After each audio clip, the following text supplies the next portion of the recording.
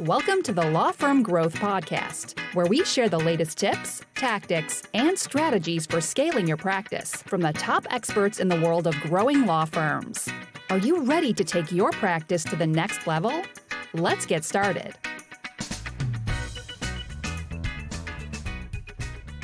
Hey everybody, welcome back to the Law Firm Growth Podcast. I'm your host as always, Jan Roos, and I am here with a fun tactical episode on everybody's favorite topic, making more money. Today, we're going to focus on a very micro slice of the consultation process that I've been speaking about a little bit with some new sales team members that I've been onboarding for Casiel, but it's also something that's been coming up on some of our training calls that we're doing in our internal program with estate planning attorneys. And the more that I talk about this, the more that I realize that there are things that a lot of, I would say, naturally talented salespeople do that might not be natural. And I'm going to talk right now about building rapport. So I think there are two ways to kind of do this, and just to kind of take a step back and talk about what we're really trying to get at here. There are two things. One is the ability to have more command over whether somebody is going to close or not when they're coming into a consultation. And the second thing, and what I think is possibly more sexy, is the ability to not be shopped. And if you guys have a situation where you're in a competitive environment, there's a lot of other people in your practice area, it becomes very important to sell you as opposed to selling your services if there are people that have comparable services in place, right? And one of the best ways to do this is to develop a genuine rapport. And I'm not talking about, the last football game, but genuine targeted rapport that is talking about the important things that matter to a person in their case. So there's kind of two stages to this, and one I would kind of call the traditional rapport building stage, which is something that, you'll see in basically any sales books, Sandler training, all that kind of stuff. And the second thing is what we refer to internally as the deep dive process, which is more of a targeted rapport process. But in order to have rapport over the things that matter, we have to start off with the things that don't matter, which is talking about the football game, right? So basically, one of the things that I recommend for anyone in our program, anyone that's on our team, right, is to have probably, and again, there are ways to overdo this, but basically 30 to 90 seconds of rapport about something small before you end up getting into any kind of a situation, right? Now, the thing that's cool about working locally is that you have some common ground in terms of what's been happening around you. So there's the weather. I'm in Austin, so I just learned about power outages and boil notices. So whenever I'm talking to somebody in the area, that's something that I can easily just kind of shoot the breeze about. If there's something that you know from a prior interaction that's interesting to you, then that's a good question to ask. One of the things that we do, this is probably a little bit more relevant to anyone who has more of a nationwide practice, maybe do IP law or business law or something like that. If you know something you can find out about a person, one of the things that we always recommend doing when we're talking about sales reps is going to the attorney bio, or you can find them on social media. Now, don't be too creepy. You don't need to be, a private investigator on this stuff. But if you find out that they like hiking, ask them about hiking. All the better if you can find something that's common. One of the things I'll sometimes do is just, if somebody's from an area that I've never heard of, I'll Google it. I remember one time we had, this is a huge win for one of our reps. So we were working on this topic specifically, and he had somebody from, I believe it was called Sun City, Arizona, right? And then basically we ended up Googling it, and we found out that Sun City was called Fun City. So I told the rep, like, when you get on the phone, ask them this: hey, true or false, is Sun City the fun city? And, you get a laugh out of that stuff. This is the kind of thing that, if somebody who's just, I don't know, I don't necessarily think this is like the craziest coward story, but I know, if you're just kind of an affable person, this is stuff that comes very naturally. But again, not everyone's an affable person. So it makes a lot of sense to try to pretend you are one, right? So anyways, you've got your 30 to 60 seconds. Then, I always like switching into what's called an upfront contract. That's something we've gone over on other episodes. Not something I've come up with myself either. This is a Sandler training system thing, but basically let them know how the process is going to work for the consultation. After that, though, we get into the deep dive thing. So very important thing. And I want to kind of reinforce why this is something that you need to have on a consultation. If you have 10 attorneys, and this is something that I found kind of an interesting finding when we started doing targeted coaching around closing consultations with our clients, which is something that we avoided for a very long time, because personally, I didn't think I had the expertise before. I knew that there was more commonalities with this stuff than I'd realized. But Most of the people I spoke to, I said, all right, cool, walk me through your process. I sit down for the consultation. What are you going to say? Most people, 9 out of 10, I would say, all right, great. Hey, I heard you're interested in estate planning. What questions do you have for me, right? So super important thing to kind of keep in mind here.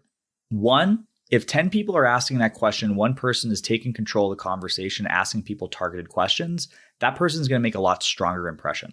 The other thing too, so if you had the situation where this was, the bachelor or the bachelorette and you were getting shopped around with 10 people, you would actually stand a much better chance. The reality is, if you can develop enough of a connection in your rapport process, it's not going to get to that stage because they're going to feel that things are right. Again, not to say this is a silver bullet that'll prevent you from ever having a follow-up call, but it is much, much, much less likely that somebody is going to have the desire to shop around if there is a deep level of personal connection that, you guys have probably been on the other end of this when you're making a hire or you're hiring somebody for an outside service or something like that. When you know, and this is basically what we're trying to cultivate here. So another thing I kind of want to say too is that it is sort of your moral obligation to be able to ask these kind of questions. A person cannot ask a question outside of their understanding of a challenge, right? I'm going to use estate planning as an example because it's something we deal with every single day. But for example, people can ask questions about wills, trusts, price, anything you can find out on LegalZoom or Wikipedia, right? But if that person has a special needs dependent and they are going to get booted off of their benefits and they didn't know that because they didn't go to law school and they haven't been doing this for 20 years, they're never going to ask that question. So they're actually not going to get their needs met because they wanted to maintain control of the conversation. So being able to ask questions too is very, very powerful because if you're asking questions, you're not being asked questions, right? So we want to keep you in the driver's seat. At the end of the day too, you are the expert in any consultation that you're doing. I know we're using the example of estate planning, but this is obviously something that you can do anywhere, right? But basically, we need to make sure that you're in place, right? So back to rapport. So what we really want to do is we want to ask questions to elaborate on somebody's situation. So this is a very, very targeted, purposeful, and it's about the things that matter. Where a lot of people fall down on this, in my opinion, is they start asking kind of the rank and file serial number kind of questions, right? And the way that I visualize this with team members and with people that we're taking through our training program is basically questions, if you wanted to map these out, horizontal versus vertical questions, right? And that's why I call it the deep dive, because the vertical questions and when you're, if you wanted to imagine, double clicking on a topic and going further, right? Asking a question that is based on another question. So an example with an estate planning consultation of what horizontal questions would be. All right, great. Hey, tell me about your house. Do you own or you're on a mortgage? How much do you have in your IRA? Do you guys have a 401k? What children do you have involved with this? When are you planning to retire? So none of these questions are based on the other questions, right? And a deep dive question on the other hand too would be, all right, cool. Hey, do you guys own your house or you're on a mortgage? Do you guys own multiple houses? Yeah, we own multiple houses. All right, great. So are those both in this state or do you guys have anything out of state? Oh, we have one here. We have one out of state. Okay, cool. And then what do you guys do? Are those things that you guys have? Is it a country home? Do you guys, rent this to somebody else? Is this an investment property? And as you can kind of imagine, right, we're going down. Every question kind of presupposes the next one too. And this is how we really kind of get to the root of the issue too. Now, depending on your area of expertise, the directions that will prove a more complex situation, right? So if we're talking about multi-state home ownership, that could get a little bit more complicated from setting up a trust. If you guys have something that's related to like divorce law, for example, if there's prior children involved or something like that, it could get kind of crazy, right? But the situations that you can go to. And again, this isn't for the purpose of getting a higher ticket item to sell this person. At the end of the day, this is finding out more about their problem. The other thing too is that sometimes some of the best questions that you can ask somebody in a deep dive are the why questions. You have 2 children and you want to have, a 75% split go to your son and a 25% split go to your daughter. Why is that? Hard question to ask. If you've built up more rapport prior to that conversation, it's going to be a slightly easier question to ask. But again, the more you've built this pattern of you ask questions, they elaborate, again, if you're asking purposeful, thoughtful, clarifying questions to this, then we can actually get that person to ask things in the moment. I'll use that example specifically too. So it's like, okay, cool. Well, I want to give 75% to my son and 25% to my daughter because she's married to this guy and I think he's kind of a jerk and I wouldn't want him to end up taking the money and that kind of stuff too. And then at that point you can say, hey, did you know that we can actually set up a trust so that, if you guys were to pass away, then that husband wouldn't be able to take advantage of that money.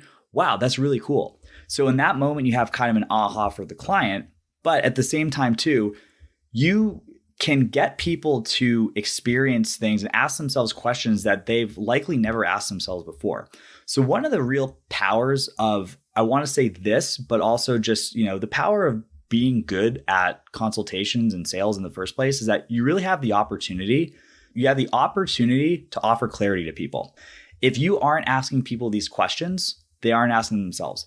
And unfortunately, maybe fortunately, these are the scariest questions to ask. No one's like going in and trying to have these really, really important implications and forcing people to think about things and estate planning. It's some stuff like death, stuff like family, sometimes some touchy things. But if we can get that, and because it's scary, not a lot of people do it, right?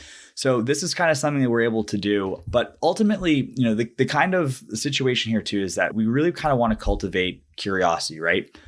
We want to be interested about people's situations. We need to understand people's situations as deeply as possible too. Over time too, when you kind of, this becomes self-reinforcing as well too, because you're going to understand that these conversations become more enjoyable. You might actually start looking forward to consultations a little bit more. But basically, as you kind of continue to do this, like you actually develop a genuine curiosity. You learn more about these weird situations and corner cases. And then, it actually really expands your understanding of what's possible and, maybe forces you to think about things in a new way. But again, if we're just kind of doing the rank file serial number, horizontal, interview type thing, we're never going to get there, right? So to kind of recap, rapport, super important. It's going to make a huge difference in how you're perceived and your success with clients. Personally, I think it's very enjoyable. So it's something that I think is really, really important. But again, you have to build small rapport to build big rapport. But once you can get those two things together, it's going to be absolutely instrumental in making sure that you guys are getting the most out of your consultations. So that is it for this week. Thank you guys very much. I will see all you guys next Tuesday at 8 a.m. Eastern on the Law Firm Growth Podcast. Thank you for listening to the Law Firm Growth Podcast. For show notes, free resources, and more, head on over to casefuel.com/podcast. Looking forward to catching up on the next episode.